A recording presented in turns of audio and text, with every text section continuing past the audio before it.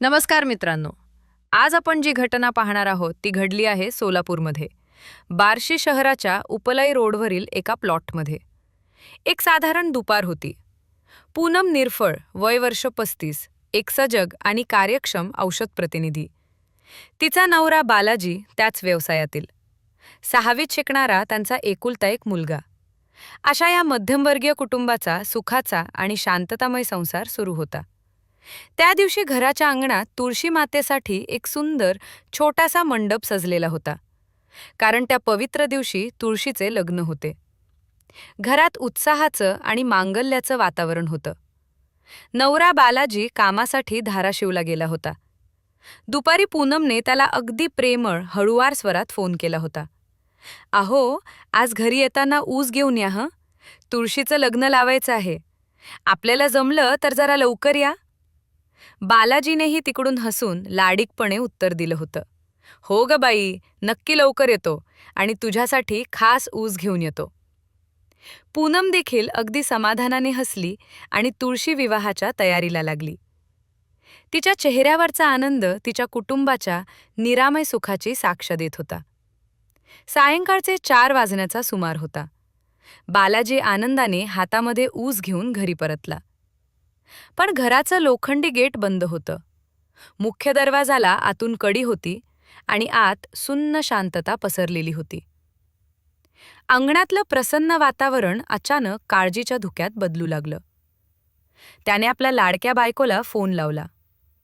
फोनची रिंगटोन घरात अस्पष्टपणे वाजत होती, पण पूनम फोन उचलत नव्हती.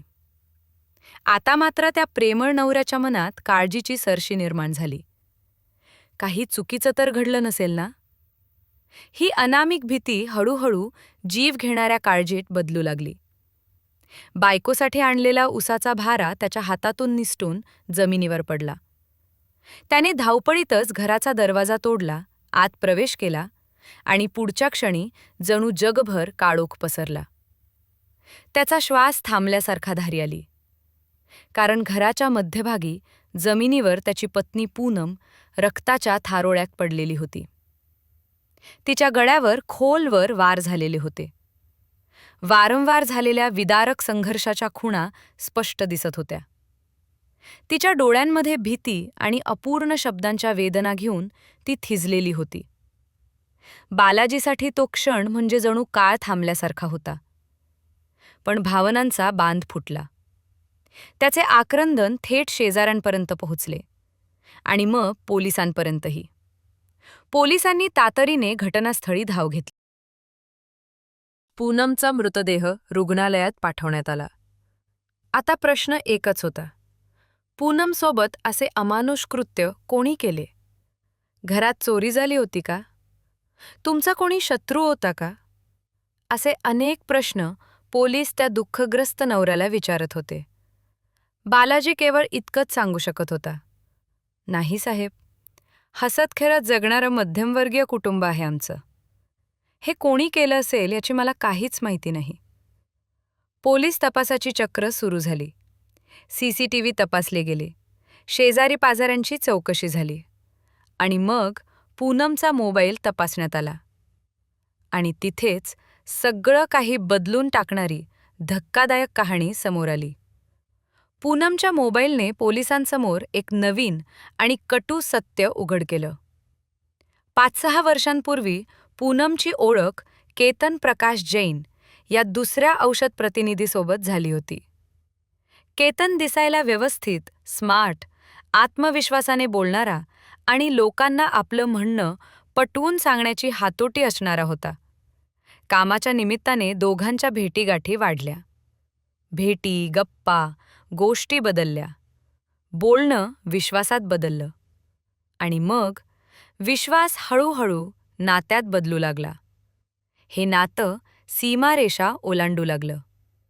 जे प्रेमासारखं सुरू झालं होतं ते हळूहळू चढलेल्या धुरासारखं संसारात पसरलं.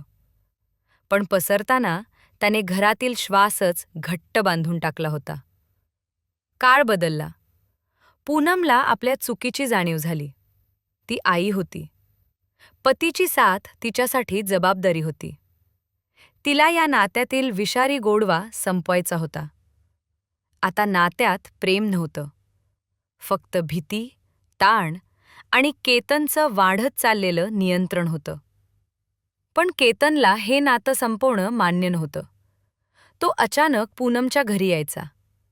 वातावरणावर वादाची गडद सावली पडायची. आवाज वाढायचे, शिव्यांची धार तुटायची. पूनमने केतनसोबत बोलणं हळूहळू बंदही केलं. पण केतन काही थांबायला तयार नव्हता. तो सतत तिला फोन करायचा, रागवायचा आणि धमक्या द्यायचा. "मी तुझ्या नवऱ्याला सगळं सांगेल." या धमकीने पूनमचं आयुष्य कटुता, भीती आणि गुंतागुंतीच्या दलदलीत बदलून गेलं होतं. पूनमने हे सर्किट म्हणजे संपर्क संपवण्यासाठी अतोनात प्रयत्न केले. पण केतन अजिबात थांबला नाही. नवरा घरात नसताना घरात येणं, पूनमवर जोरात ओरडणं, तिला धमक्या देणं, हे सगळं त्याचं नेहमीच सुरू झालं होतं. आणि या सगळ्याचा साक्षीदार कोण होता? तर पूनमचा 9 वर्षांचा मुलगा. तो निष्पाप बाळ हे सगळं बघायचा आणि ऐकायचाही. त्यानं एकदा घाबरत आपल्या आईला विचारलेही, "आई, ते काका घरी येऊन तुला असे का रागवतात? तुझ्यावर असं का ओरडतात?" तेव्हा आई म्हणाली होती, "बाळा, हे कुणालाही सांगू नको, आणि सांगितलंस तर मी तुझ्यावर रागवेन. तसंही ह्या मोठ्यांच्या गोष्टी असतात. तू अजून खूप लहान आहेस, याकडे लक्ष देऊ नको."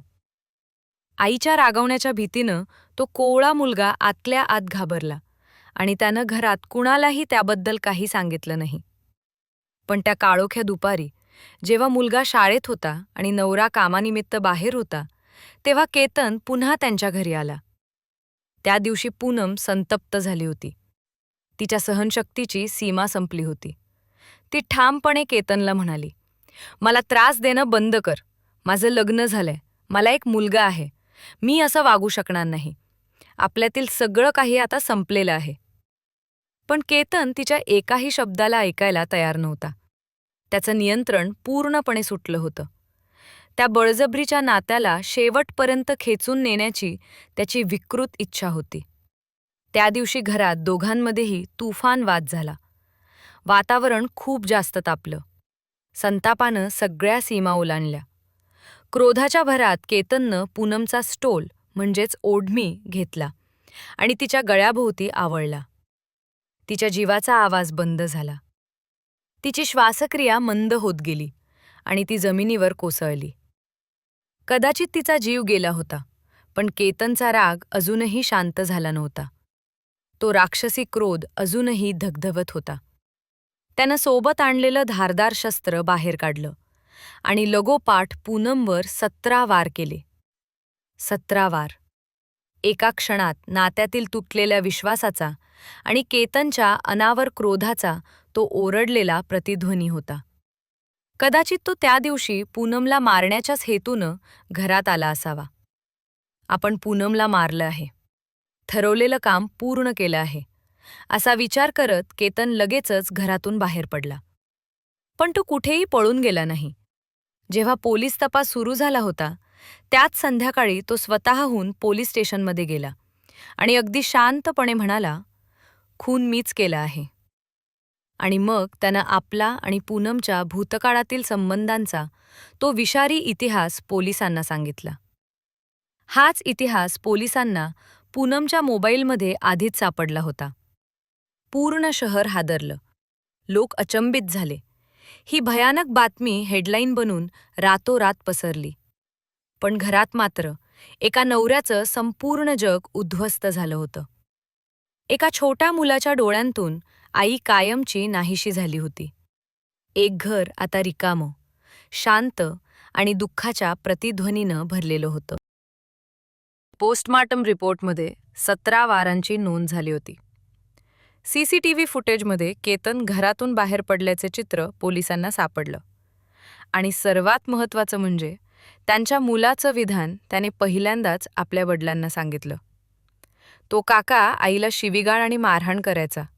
आई म्हणायची, "कुणाला सांगू नको, म्हणून मी सांगितलं नाही." आपल्या मुलाचं हे सत्य ऐकून नवऱ्या बालाजीचा आवाज त्यावेळी दगडासारखा झाला होता.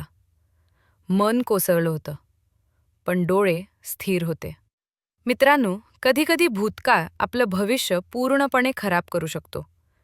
त्यामुळे आपला वर्तमान काळच चांगला जगत चला. आपण जर काही चूक करून ठेवलेली असेल, तर एक ना एक दिवस त्याचा सामना आपल्याला अशा स्वरूपात करावा लागतो, ज्यामुळे आपला पूर्ण संसार उद्ध्वस्त होऊ शकतो. विचार करा. बाकी या सत्य घटनेबद्दल तुमच्या काय प्रतिक्रिया आहेत? त्या खाली कमेंट्समध्ये नक्की सांगा.